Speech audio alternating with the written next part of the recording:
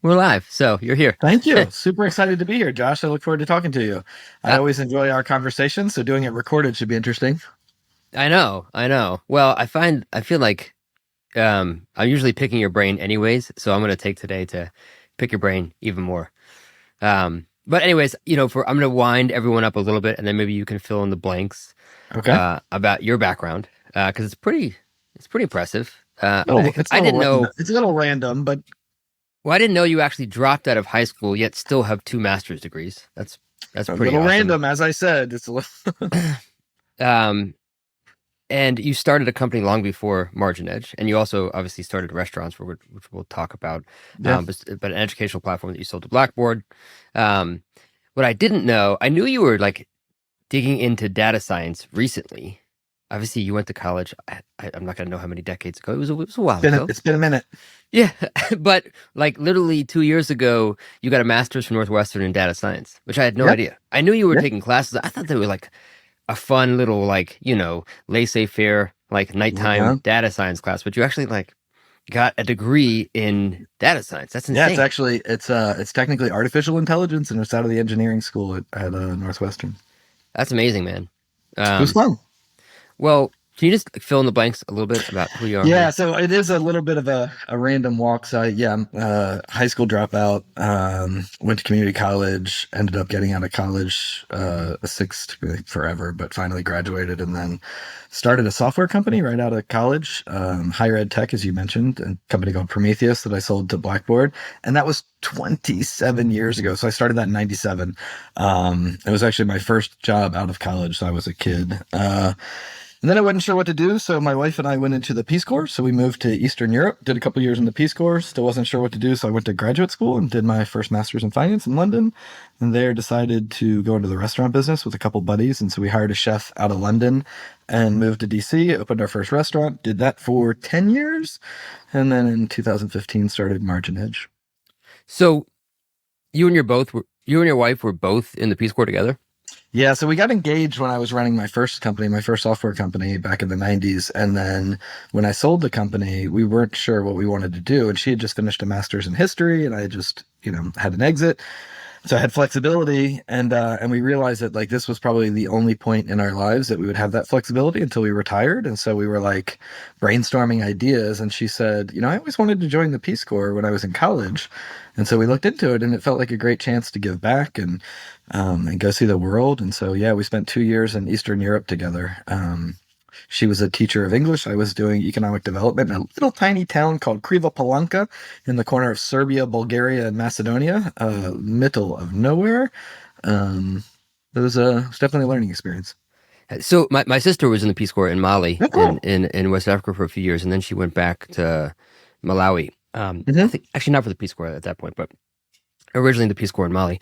But it was it was a process to apply, like how, Yep. and to get it's somewhat random who got in where. Like, how did you and your wife end up getting to the same place? So the deal with the Peace Corps is if you are married upon application, you go Ah, together. So we actually got assigned together. Their story's a little bit funny though, in that we applied and we wanted to go to Russia and we got accepted and we're going to Russia.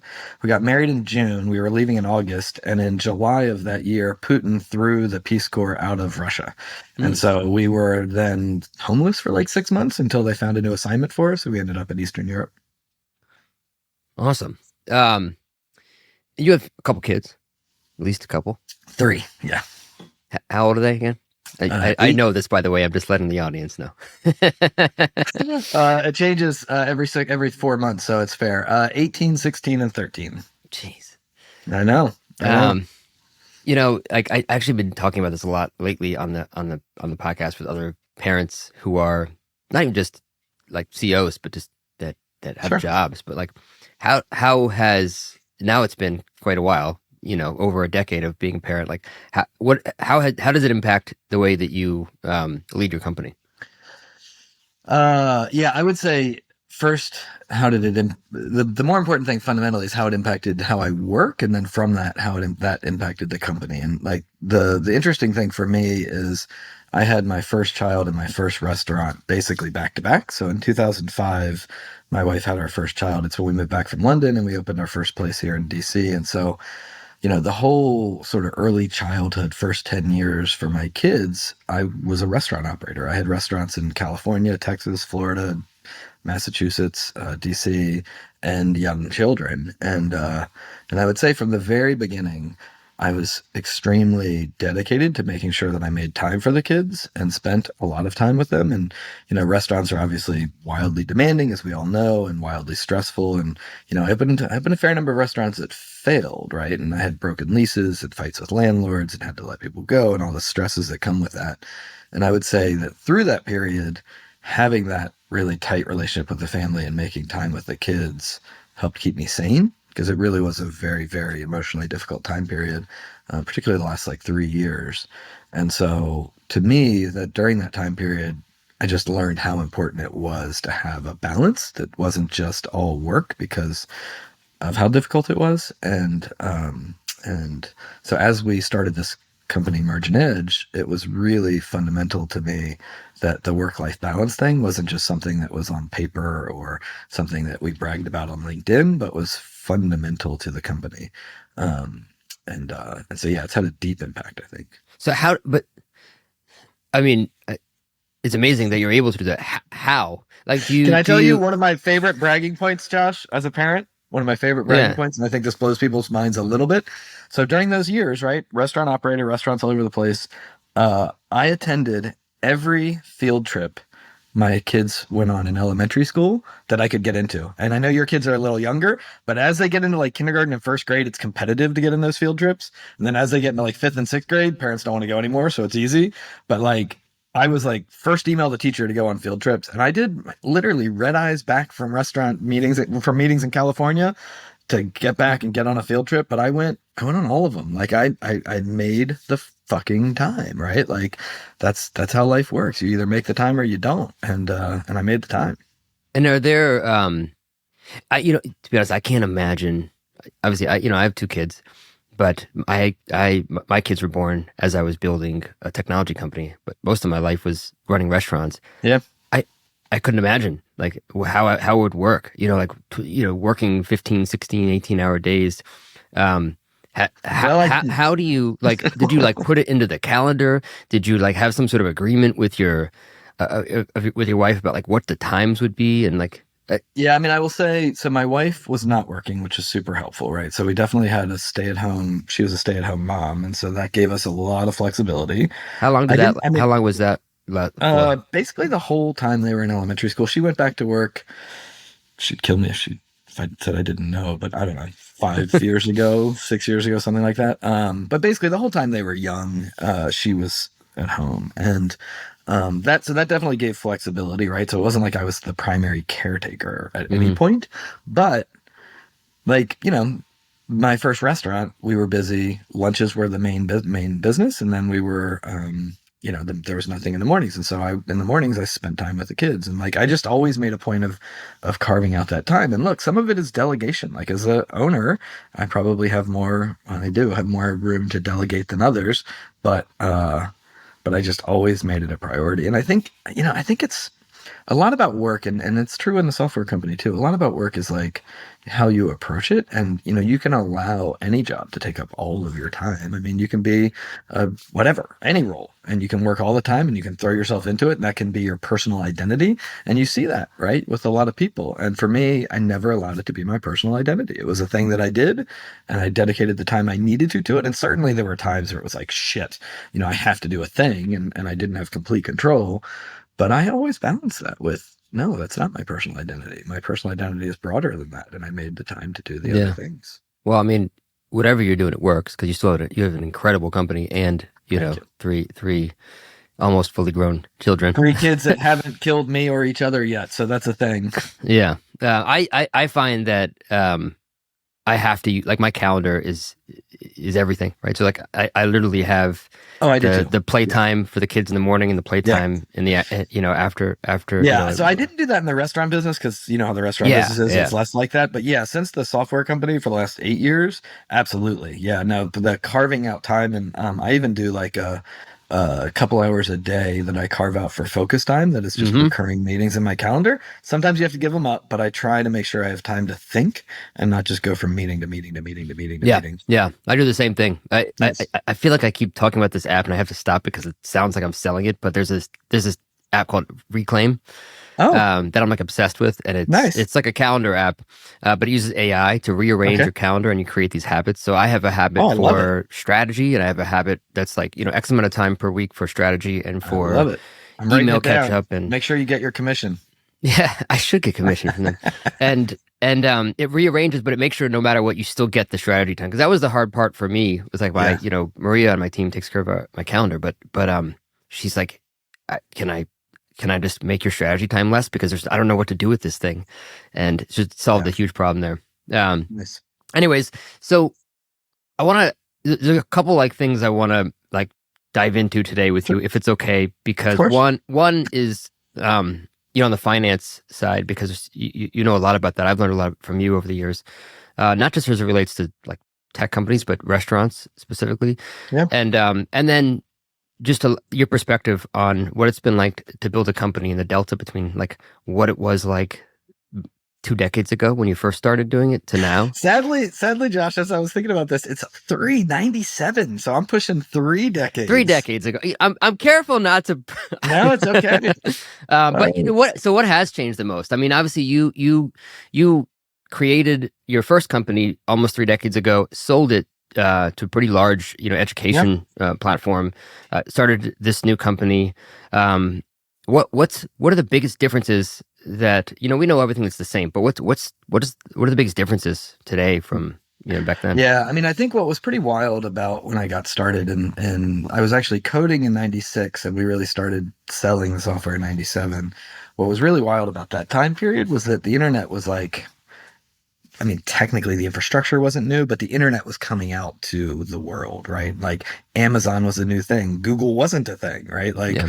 it was still very, very early. And if anything, it was mainly brochureware, right? There were a bunch of Hmm. websites where you could like learn a thing, but there wasn't a ton that was very interactive, and there wasn't much shopping or whatever. And so in those days, it was like the Wild West. Like, I mean, honestly, venture capitalists were just like throwing money around. Like nobody knew what the hell it was going to look like in the end. And a lot of people had a lot of different ideas. And frankly, I got extremely lucky because I was, 22, had never worked for anybody in my life and got funding for a fucking software company. There was no reason that I should have gotten funding for that thing.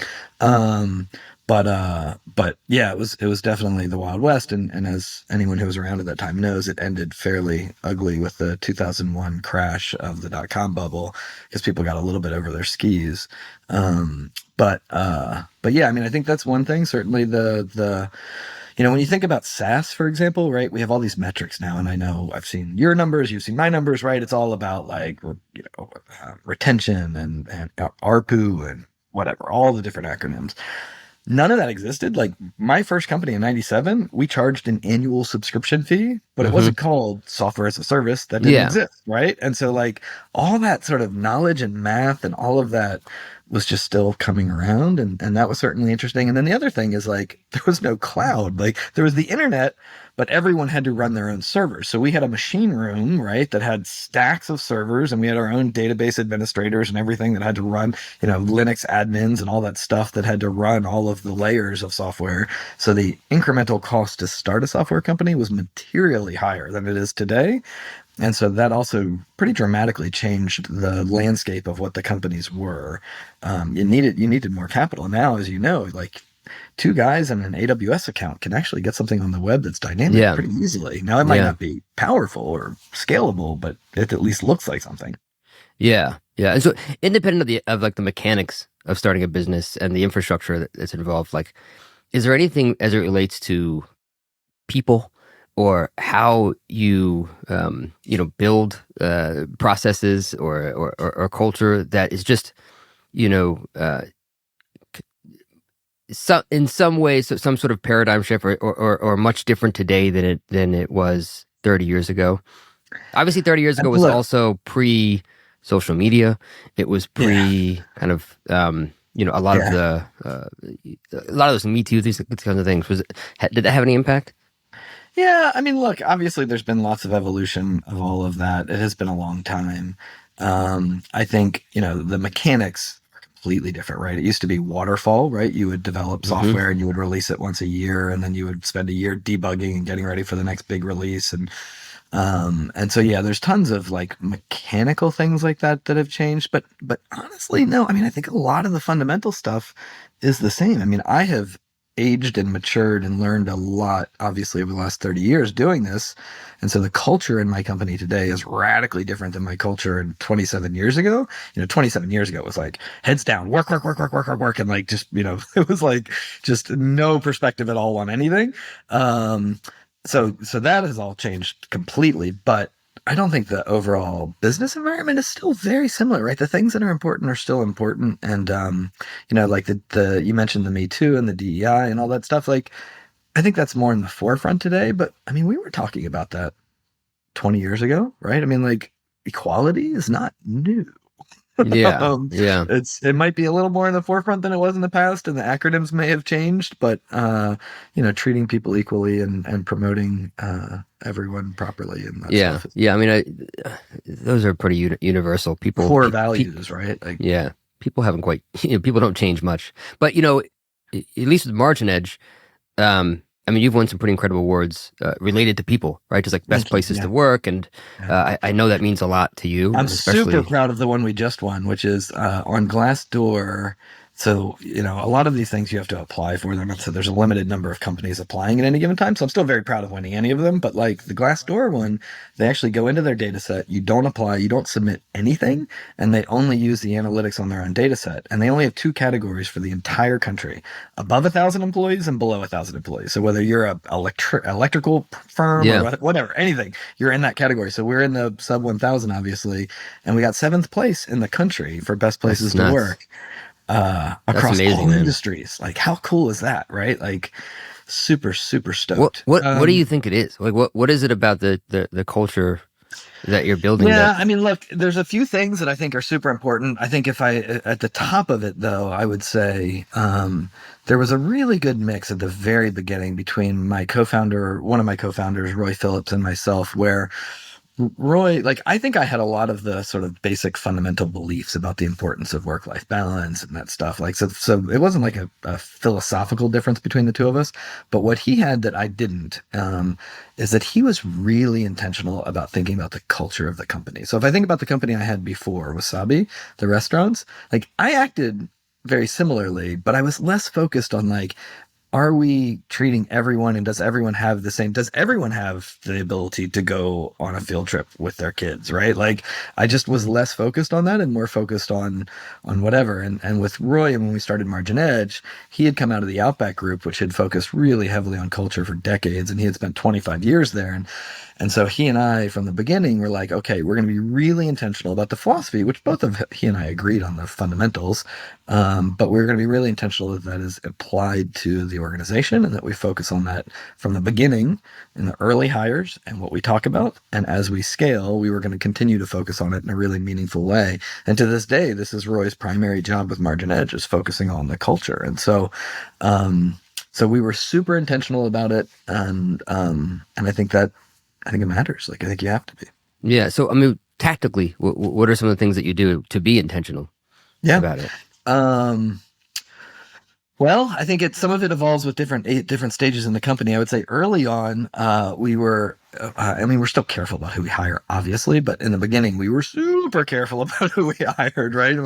When you're five people and you're going to six, that's 20% of your company, and you need to make, there can be no room for error. And so, we made sure we found the right people, and we can talk a little bit about what that means. But early on, I think it was more about that. As we got into a certain size, so currently we're 250 people in the U.S. and 800 overseas.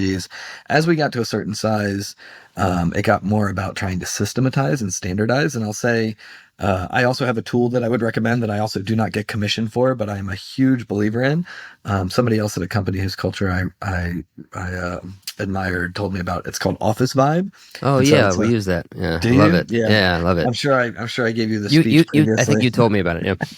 So basically, for those who don't, it's what's called a pulse survey. And so basically, every 2 weeks, every employee in the company, all 250 people, will get 5 questions. But the 5 questions are randomized across the 250 people, and all of the 250 people ladder up in the organization. So the sales team goes to sales manager, goes to director, goes to head of sales, right? So you can see statistically significant information across your entire team and across like 15 different segments of information. Like, what do they think about compensation? What do they think about their work life environment? Blah, blah, blah, blah.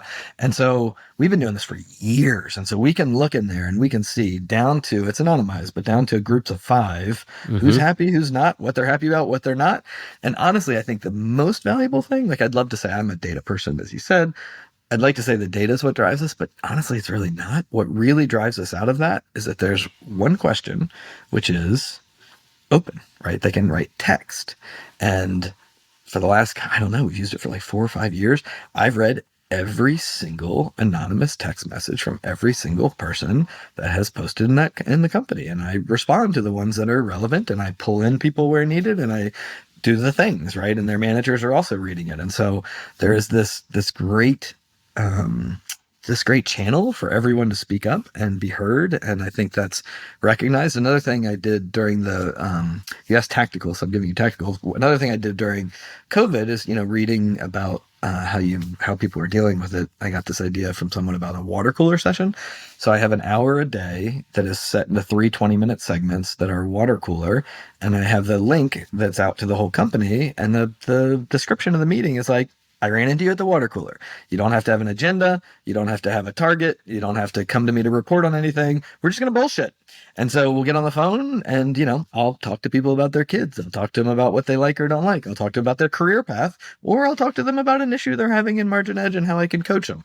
And so it's just a low bar, way for people to communicate. And I think those kinds of things, that openness, that transparency, those are a couple examples. The other one is we're just super transparent on all of our reporting. So whether it's good news or bad news, it's transparent. And I think a lot of companies are transparent when it's good and spinning when it's bad. And people can see through that shit. And Yeah. so, some of my favorite moments have been, when I look back, are the hardest times where we leaned into the difficult decision of being super transparent when things were bad.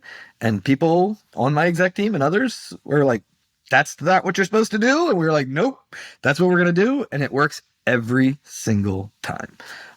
People want to help. They want to lean in. They want to be supportive.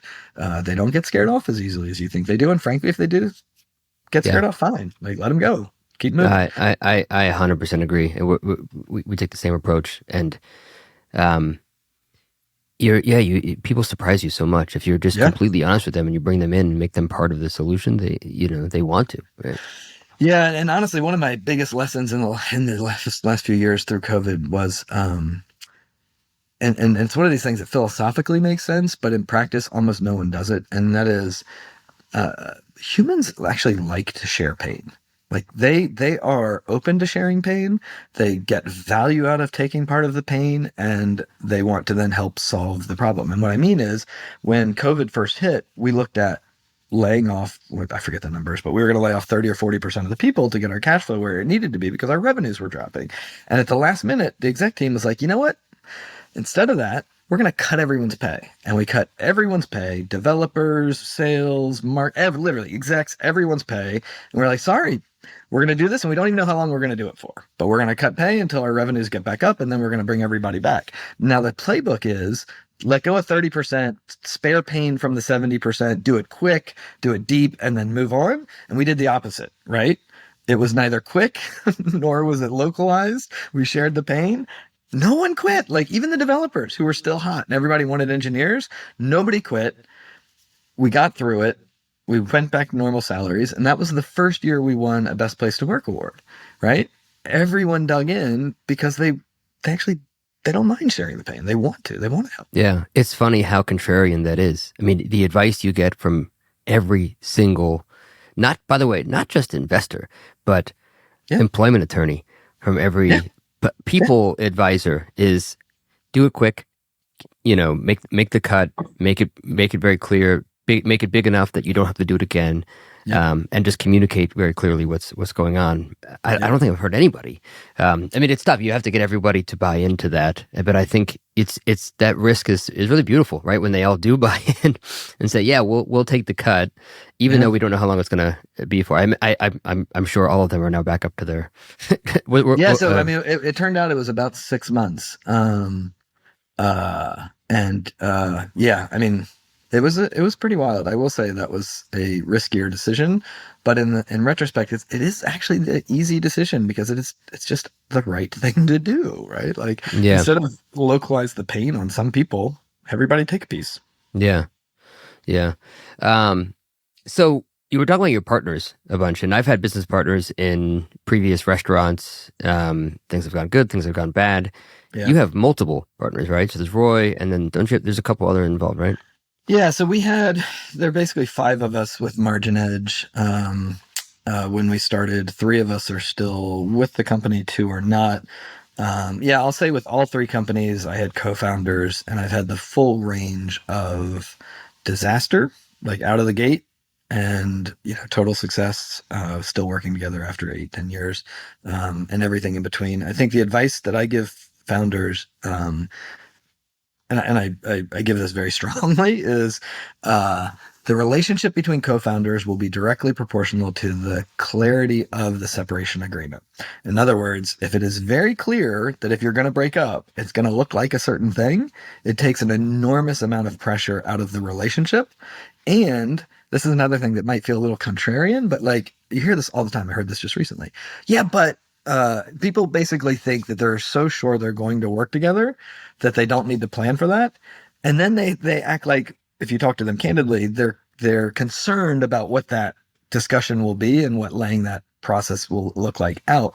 And I always say to them, like, if you can't decide that, but you're going to run a company and build $1 billion organization together and go through 1,000 complexities, maybe you're not as close as you think you are. Maybe you don't have as Yeah, good working relationship as you think you are. This should actually be fairly straightforward, right? So like having that conversation, laying it out, it makes a yeah. whole difference in the No, that's world. super helpful. And even just the notion of lay out your separation agreement out front, because I think a lot of folks might not even think to do that.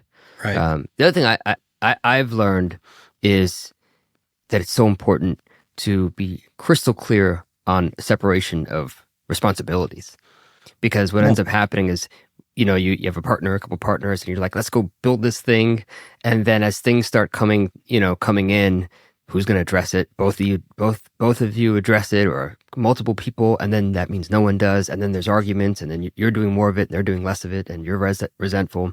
It's like, if it's not to mention, I Yeah. think that having different skill sets is so important, right? You fill the gaps of your skills from someone else's, but being clear on, hey, I'm going to own this piece of the business, and you own this piece, even if it's a racy matrix or Yeah. something. So that Because part is hard. And then the really hard part, in my opinion, is then the accountability, because not everybody ends up carrying their weight as much as everyone thought hmm they would going in. And then it's like, those are hard conversations, right? yeah, yeah, And that's why the knowing where it would end if it separates is important to know, so that those conversations can be a little bit cleaner.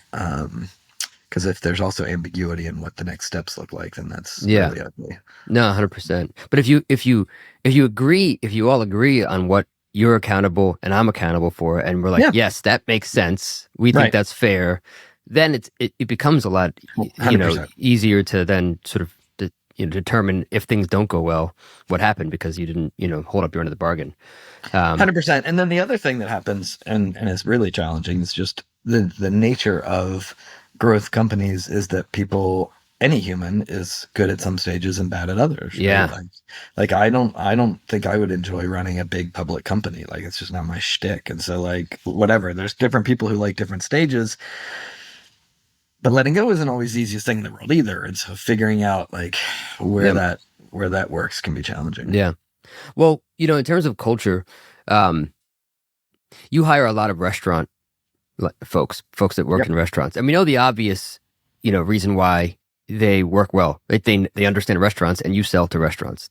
Yep. That part's pretty obvious, Pretty but obvious. there's more. Like, Yep. why else? Why do you think restaurant operators are such great hires in like a tech company like MarginEdge.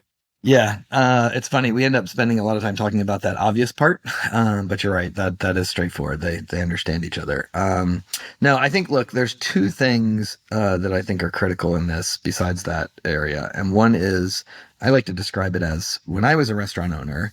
What really bothered me is when people would call who understood technology and would not really understand restaurants and then tell me basically talk down to me, which I always thought was funny because I had started and sold a software company and they didn't know that. And it was like, really, really. But anyway, that sort of talking down to restaurateurs, the empathy of the true difficultness of how difficult it really is to do it is critical. And so that empathy, I think, is part of it. And the other part of it, honestly, is restaurant people who come from the restaurant industry are hardworking. Like they're hardworking, and we're hiring obviously people who are really good at it, right? People who have been in great positions in restaurants, and as well as anyone on earth, Josh, that is a hard place to get to management of a top restaurant and to get to being a chef at a top restaurant. Like that is a grueling process you go through to get that. And it's tough to keep it. And a lot of those people want to get out and want to do other things. They want to have kids. They want to have 9 to 5s, right? They want to still be involved in the industry and do things to help the industry. And they love the industry, but they don't mind getting off their feet for a minute. And so if you find those people and you give them the opportunity to come into a software company where they get to directly impact the people they care about and they get to use their skills in a way that is meaningful, like deeply meaningful to them because it's to the industry they love, but they get to have dinner with their kids. Yeah. They get stock options and HSA and a 401k and a great health plan and like forget about it, right? All the tech company stuff. Fuck, that'll make people pretty happy. And so I do attribute, like I like to talk about our focus on culture and all the things we do. But the reality is we have very, very strong tailwinds because we get to take people from a brutal industry, the restaurant industry, and bring them into honestly, tech is a lot easier than restaurants. Bring them into the tech industry, and they're pretty stoked about it. And so that certainly helps. Yeah, when you haven't had a holiday off in 20 years, it's a pretty big change when you actually can go have dinner with your fam for Christmas or Thanksgiving or Hanukkah or whatever. The other thing I find, I don't know if you find this as well, but I mean, I think it's definitely true. It's actually very similar to like a Broadway show or ballet. But one of the things I think that's most incredible as an attribute of restaurant operators is that they understand that chaos and like curveballs are the norm, not the edge case. Yeah. And because every day there's like a curveball. Every day there's some amount of like shit going down, that some of it crazy, some of it not so crazy, but every day you expect something's going to go wrong. And especially in a startup, but even as the company gets bigger, I mean, that's just true, right? Stuff happens. And the folks from the restaurant industry are very thick skinned. And for your mental health, like the ability to like accept that and not, because, the problem is if you can't accept that, then you're just constantly going to be upset. You'll be like, what? Wait a second. No, this is my job. You hired me to do this thing. And now this is happening. Or no, I was supposed to be done here. And, but when you accept it, like, no, this is part of the course. Yeah. And I would say not just accept. I mean, as you know, these people, this is what they have chosen to do for years. And so they thrive on it. They're good at it. They think about it. They think on their feet. They're energized by it, right? The challenge is a good thing. And frankly, they've come up through the ranks where you have to be able to do that stuff. Yeah. And feel good about it. All right. I'm going to pivot a little bit here because something else that I love that you do at MarginEdge is you share sort of aggregate results, data of how restaurants are doing. Mm-hmm. I don't know if it's in all areas or just DC. I've seen we do regional and national. Yeah. So for folks out there, maybe we can kind of anchor this to small to medium restaurants. What do you see as like good 4-wall unit economics as it relates to like whether it's percentage based or whatever, like COGS, labor, OpEx, just 4-wall EBITDA? Like what is good today? Oh, good God. That is a broad question, Josh. Uh, I mean, you know as well as I do that it matters dramatically a number of variables, right? Are you a multi-unit fast casual? Are you full service fine dining operating Yeah. in Manhattan? Are you, I'm wearing a t-shirt for Billy, who's one of my favorite clients who has a single unit in Fairhope, Alabama. Right? It's all over the map. But I mean, generally speaking, I mean, 10 to 20% profit margin, I do think is possible. You hear all the time that 10% is the EBITDA number for restaurants that they strive for. I think it's actually north of that, but again, it depends on the concept. 10 to 20% EBITDA or prime cost like margin after prime No, cost. no, no, no, take home Take EBITDA. home. Got it. Yeah. I Okay. mean, I think, the problem, honestly, at least, again, there's a, a wide range of this. 'Cause you're talking about, tens and hundreds of thousands of restaurants in this whole bucket. But, You can anchor to like maybe just whatever full well, service single yeah, I mean, I or would say in small businesses, in my experience, right? So I've opened a dozen restaurants, and in my experience, the restaurants that have that healthy sort of 10 plus steady EBITDA margin. Obviously, there's seasonality, but in a year, a 10 to 20% EBITDA margin, you can run it properly. You can staff it properly. You can have good food costs. You don't have to constantly be looking with where do you shave a dime? Where do you shave a dime? Not being able to put proper management in place. And so if you are in that sort of 0 to 10% range where you're bouncing in and out of profitability from month to month and trying to make 5 or 10 points, a lot of times you run it into the ground because you're trying to squeeze a few points and you're working so hard to squeeze a few points, you're making compromises on staffing, you're making compromises on quality. And when you do that, the revenue number comes down. And when the number comes down, then you do it again, right? You're like, shit. And then you do it again. And those are the ones that end up with a bullet in their head, right? It's very, very, very hard to get out of that cycle. And so as far as, running a healthy long-term business, 10 to 20%, I think is what you want to aim for. You want to have food costs. Again, it depends if you're fine dining or whatever, but 25%, right? 30. And then prime costs similarly 25 to 30%. So you get to sort of 50 to yeah. 60%. You get 8% on your rent, right? And then 10% on your direct operating and basically try to leave 10 to 20 at the top for yourself. Are there But any like common, I mean, and in case we weren't clear, like, so you're sharing um, mostly sales metrics of restaurants in different regions, but yeah, generally speaking, are there any common threads that you've seen across all the restaurants? You guys have thousands of restaurants that you work with.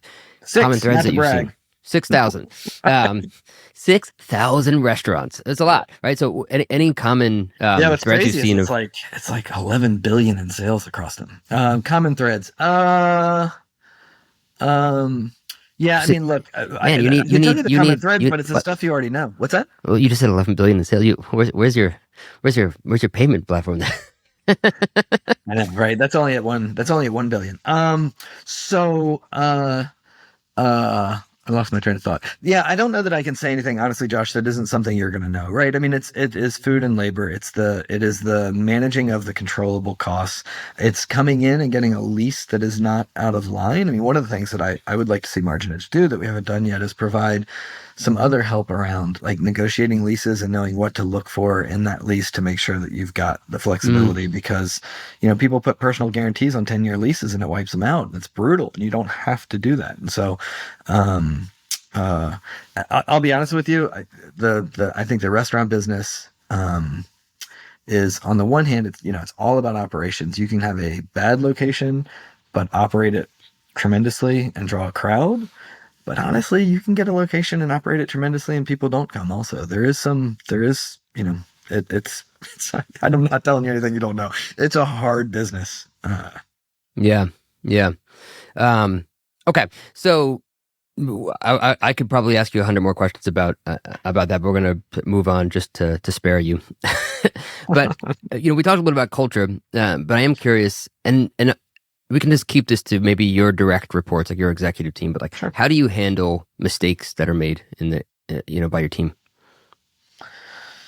Um, I mean, I think we try to encourage experimentation. And so by encouraging experimentation, you are by default encouraging mistakes because you can't experiment and always get things right. That's wouldn't be very good experimentation. So we certainly try it. I would say we really focus on what is the broader impact of an experiment to make sure that the experiment is controlled and not taking us down a road that is going to cause a bunch of disruptions in other areas. And that can be really hard. I mean, I think, the two big things when thinking about what things fit into a category of things where a mistake is totally fine is like, what is the broader impact on it and what is the opportunity cost, right? So like if we're doing this experiment, does it mean we're not spending time on our core business, right? Where we have these things happening. But generally speaking, I mean, I think experimentation is huge and we're always trying to learn. And I tell stories all the time about how uh, I'm wrong a lot and I'm happy to be wrong, right? I have no problem being wrong. It's fun. I like finding out that I'm wrong because we try something and learn something different. Um, and I have some fundamental ones. Like I thought, a big part of what MarginEdge does is we process invoices overseas, obviously. One of my favorite being wrong stories is in 2005 when we were starting Wasabi. My co-founder was like, "Hey," he was the banker. He was like, "Hey, I'm gonna sign up this group in India that's gonna put the invoices into QuickBooks," and I was like, "That's the dumbest thing I've ever heard in my life. Why wouldn't you just do it? That just seems like you're adding a bunch of complexity that's useless." And we had a big fight about it. I remember to the day. Like I was like, "This is a terrible idea." Turns out it's a great idea. We did 135,000 invoices last week. Yeah, you experiment. It is funny how you know when I mean I don't even think it was a decade ago when we had an accountant that put in all our invoices. I Yeah, remember spreadsheets, yeah. in the early days where we would have a spreadsheet and you type in the number of the dollar amount from the invoice and the vendor, and you would have all these like, inputs, and at the end of the week you'd have your spreadsheet of all the things, and you'd I love that you're talking about it like it's the past tense because it's not in so many places. I mean, Josh, it's funny when we started Margin Edge, everyone, so in 2015, 10 years ago, that's what everyone did, right? That's all there was to do. And we would constantly explain like why you wouldn't. And now it is true. At least we don't have to explain it anymore, right? So we are past that phase, but you'd be amazed how many people are still doing that. Uh, the tough thing, I don't know how do I say this the right way? It's a time savings, right? And as a restaurant operator, the unit, I mean, 10 to 20% EBITDA is really good, right? And there's not a lot of money coming in. So when you're thinking about how to, have better economics in your business as a restaurant, it's sometimes a tough sell when you're so busy, but you're doing everything to say, oh yeah, I'll spend money for time savings. yeah. When it doesn't get quantified into, a dollar amount necessarily, unless you actually get rid of that person. Yeah, How no, do you, how do I you, think that's 100% true. And I think the other thing that is unfortunate is that is true and unfortunate is that it takes time to set things up to save time, and so few people are willing to invest time to save time. They're just putting out a fire, moving on to the next fire, and yeah, we deal with that a lot to this day. People who will say, "Yes, sign me up, super excited, I get it, it's going to save time, it's going to be wonderful," but then they don't make the time to do it. yeah. And look, I also empathetic and understand why. Yeah. You can feel very backed into a corner of like, okay, I understand that this can save me money, but I just can't see myself spending this time and money and investing in this now because I don't have time. And you have to get Yeah, over that hump. and we definitely see like our success with clients correlates to their revenue level very directly, right? The higher Mhm. the revenue, the more likely they've got the EBITDA to invest in the time savings and in the improvements. I mean, it's sort of like what I said about like, when revenues are going down and you're cutting costs and cutting costs and cutting costs. Yeah, It's sort of the same thing, right? If your revenues are only $500,000 a year and you're trying to break even, like it's a very hard place to be. Taking time, forget money, taking time to do anything, like you just can't. And so, yeah, I mean, I do think the reason I was able to have some flexibility in my own life, as we talked about in the restaurant business, is that the restaurants were reasonably high volume, and so like we had staff. Like I'll tell you a quick fun story. So we hired the guy that ran Old Ebbitt Grill, which is a restaurant in DC that does 40 $45 million in sales right now, beast of a restaurant, top 5 in the country. And we were chatting one day and I was like, man, that must have been hard to run. And he said what you would guess, right? He's like, no, easiest job ever. He's like, we had great revenue. So I had teams of people who all were very well paid and never quit and loved their jobs. And it was the easiest restaurant on earth to run. And you're like, yeah, right. Of course. That's the thing, right? What's hard is running that $600,000 restaurant that has exactly 0% EBITDA. It's like Yeah. just trying to get over the hump, right? Yeah. It is tough. And, I remember Danny Meyer once saying, like, you have to first generate demand, then improve your unit economics. Hmm. And, there's nothing like top line growing to help Yeah. motivate you to do more, and that has, there's not much we Yeah, can, I love those quotes, but I have owned restaurants that I have not been able to figure out how to get the top line up, and that quote would make you want to kill them, right? Like just makes you want to kill somebody, right? Like there's nothing worse than owning a restaurant that just doesn't do the number it needs to do, and you try new menu items and new marketing programs and new staffing and new right, and you try and you try and you try and you try. Yeah, it's brutal. Uh, it's not always it's not always possible to just generate demand. I'm sorry. Like it sounds it's, great. I mean, of course, it's very difficult. And at some point, you'll also hit some sort of plateau. I would assume you just have some sort of like ceiling to the top line that you can do. Yeah. But somehow we all have to figure out how to grow top line to get. I mean, you pay rent based on some sort of 10-year horizon of if I can get if I can Yeah. able to do this much max revenue out of my space, and I have 10 years to do it. How long is it going to take me to get there? Anyways, that's a longer conversation. But I'm curious. I've been asking this a lot lately. what what makes you really angry? Like, what's the thing at work specifically that like boils your blood? Ooh, that's a good one. I can What give you is this? backstory if you want, because it's Sure. That gives me a second to think too as you do it. sure. Yeah. So I was at this like CEO retreat like a couple months ago, and there was this like facilitator that was she was great, and she did this exercise, and that's all she asked was like, well, what makes you really angry? And we would all sort of we came up with all of our things, and the idea was to sort of distill this down to why does that make you angry? Why does that thing make you angry? Into a personal value of yours.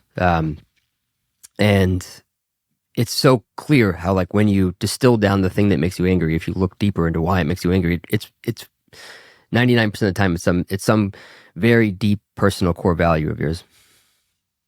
That's great. Yeah, no, that's a great question, and it's interesting. And I think for me, there's like the hard part about the question is trying to differentiate between what I would call day to day stress, which will increase my temperature, right? But I don't think that gets at the heart of what you're really asking, which is no, what makes you angry? Like what gets like really under your skin where you're emotionally engaged as opposed to just frustrated and stressed, right? And I think if I think about the anger thing, it generally is around mistreatment of individuals. And the individuals could be clients, they could be employees, they could be whatever. But if I get the vibe that someone is, all sorts of things happen, right? But if someone is treating another person in a way that is like not just that's just mean or unfair or fake, or like, that stuff like that, Hmm. my temperature goes up. And uh, I think I'm a big believer that once you get angry, you've lost. So I don't think even if you have the best reason to be angry, like if you're operating out of anger, you're going to fuck it up. Yeah. There's no way you're going to get Yeah. to a good place out of anger. So I mean, I get angry, but I try not to. I think I probably have an anger gene that is stronger than I would like. And so it's something I have struggled with. But that's the first Yeah. thing. No, that makes sense. Yeah. You sort of, if you distill that down, that's, you really value respect or kindness or, Yeah, I just think it's so important, right? And it's funny, you said business, not personal. I tend to think about personal stuff before business. And I will tell you, the one thing that makes me the angriest in my family is, and it doesn't happen now, it used to happen when my kids were young, but I had one child that would pick on another child. mhm. And like nothing would make me angrier. Like I would just go red. Like the idea that one was hurting another one, like Mhm. not acceptable, right? In any Yeah. world. And like, and I would yeah, it would go to the core, right? Like Hmm. that was not a thing that could happen. And it was something we struggled with for a while. Yeah, that's a tough one. What I find tough with that, just in terms of parenting, is because it happens, with my kids as well, and they're younger, but like, Yeah. um, Well, this is when they were younger. Yeah. yeah, I mean, it's not, they're not innately bad, but they're doing a thing that's bad, and you have to be curious Yeah. as to I wonder why they're doing. I mean, obviously they're exploring, probably like Yeah. And trying to it's one figure thing this if thing like, out. they're wrestling and they're playing and one's stronger than the other. Fine. Like that's not what I'm talking about. I mean, Yeah, like picking on, like yeah, taking it too far. yeah. And you're right. It's our job as parents to figure out how to like, how do you dial that back? Like just screaming at them is obviously not the solution, right? You got to figure out like Yeah, what's driving that and how can you change the behavior? yeah, Uh, yeah, yeah. You have to help them understand, or at least tell them why like, hey, it seems like maybe you're, right. and because I get so pissed when my son will like take a toy from Pearl, like, and I'm like, dude, give that back. And then 5 minutes later, he'll like complain that she's playing with the toy that he wants, and I'm like, what the fuck? Stop being an asshole. But he's not. It's just Yeah. they're kids. They don't know, and that helps me a lot, honestly. Like, Yeah. just people do things because of some feeling that they're having. So often, like, whatever's happening, with one of your team members or something, Yeah. typically there's something else going on, Yeah, I mean, honestly, we had something just this week with our exec team where there was more tension than I would like around a thing. And I've spent some time talking to team members and trying to diffuse it and figure out what's behind it. And just had a meeting this morning where I think we got to the heart of it, which was like miscommunication where people were literally using the same words. Like the words were the same, but they actually meant something different. They were literally talking about different things, but using the same words. And by using those words, they were stepping on each other's toes completely, right? And instead of like talking it through, they just got angry. And when they got angry, it was like, wow, and then forget about it, right? And then like, so it's literally with conversations with each of them, trying to just solve what the heck was that all about. And you're like, oh, you guys aren't even mad at each other about anything. You're literally saying different things. yeah, And once you both understand what you've actually meant, this thing is not even a yeah, thing, right? But it's just easy for us to like, especially as stress levels get high, right? There's a lot going on. There's a lot of pressure on what we're doing, and so there's less room for allowing each person to have their yeah. We all have that. I grace. have that with my wife all the time. We're like, we'll have an argument for like a whole day. And I'm like, wait a second, you were talking about that? I was talking about this. Exactly. Exactly. Yeah, this is not unique to business for sure. Yeah, yeah. Um, Why do you think, if you had to ask like you call them meeple is what you call them, right? Margin yeah, edge. I did not come up with that one. I don't Okay. particularly All love right. it. Well, people that work at Margin Edge, Yeah. if you had to ask them like why they work there, what do you think that someone would say? Yeah, I mean, we do have the surveys and we do this, and so we get this a lot, and we do get, I mean, it sounds cheesy, but we do get a lot of people say that they want to help the restaurant industry. They come from the restaurant industry, and honestly, even a lot of the people that are software developers and people who didn't come from the industry, because 70 to 80% of our people did, and we talk about it a lot, these developers recognize that what they're building is affecting those people in a meaningful way. And so I know it sounds cheesy and canned, but it is actually true. And it's what I personally believe also. Like we had a thing yesterday where a relatively new person who's in client services asked me if I would talk to the CFO of a restaurant group. And I was like, yeah, I would love to. And she's like, oh, that's so great. You're willing to do that. And I was like, let me just level set with you. I want to do that. Like I enjoy doing that. And the more Yeah. people you can find in the industry that want to take time to talk to me, I'm game. Right. Yeah. Right. Like we genuinely enjoy the group we work with and engaging with the group we work with. And because of that, like it's just Yeah. sort of self-fulfilling. Yeah. It's so funny. I've been asking this question lately, and this week, just in terms of time stamping this, like I did 3 recordings this week, which I don't typically do, and it was you, Jordan from Seven Shifts, You're making and me feel special. Oh, I love Jordan. Jordan's a great guy. yeah, he's great, and Nabil from Lunchbox, and Okay. identical answer for all 3 of Really? you of why That's funny. yeah. I don't know Nabil. I know Jordan, and I know Jordan's backstory is not that different from ours, so it makes sense. Very similar. Yeah. Yeah, very similar. He was an engineer, and he's so sharp. I love that guy. Yeah, And we with the, actually asked him. He's going to come down and do our all hands. So we have 250 people flying in March, and he's going to give a keynote. oh, that's awesome. That's Yeah. awesome. Um, well, Mr. Bo, is there anything that I didn't ask you today that you think we should talk about? Oh man. I don't know. One thing I always like to talk about from, we talked a lot about my background in entrepreneurship. One thing I like to talk about that is also, I think, a little bit counter to what people hear normally is, there's a lot of like entrepreneurship is great. Everyone should follow their dream and create the company they always wanted, that kind of thing. And I like to give the counter speech that, sure, there's positive stuff about entrepreneurship, but it really isn't for everyone. And that, there is there's a lot of sort of extra baggage that goes with being an entrepreneur that you don't get otherwise. And I think particularly for restaurant owners, like it looks great to be a restaurant owner, and you're like your neighbors, like to this day, my neighbor's like, oh my God, you own Wasabi, that one restaurant. And even though MarginEdge is worth 100 times as much as Wasabi is, it's sexier that I own Wasabi. But the stress that you take home at night as an entrepreneur, and obviously you know this, Josh, you're an entrepreneur yourself. It's just a different thing, and it's not for everybody, and that people should think deeply before they really go into Yeah, it. I agree entirely. And it's funny. Somebody said something to me last week. This guy Brandon from a company called Byte that really like I thought was really at least interesting. I don't know how much I mean, I definitely agree, but there are levels to it. And he said, if you're working at a startup, you're an entrepreneur. Because the definition of an entrepreneur is running a business where you're taking on significant financial risk to do so. Mm-hmm. And in any startup, there's a lot of risk, right? Sure. You're going from a job where there's probably a lot more security to something where there's less. Yeah. But yeah, there's certainly risk, and so there's some level of entrepreneurship in deciding the first 5-6 employees at a company.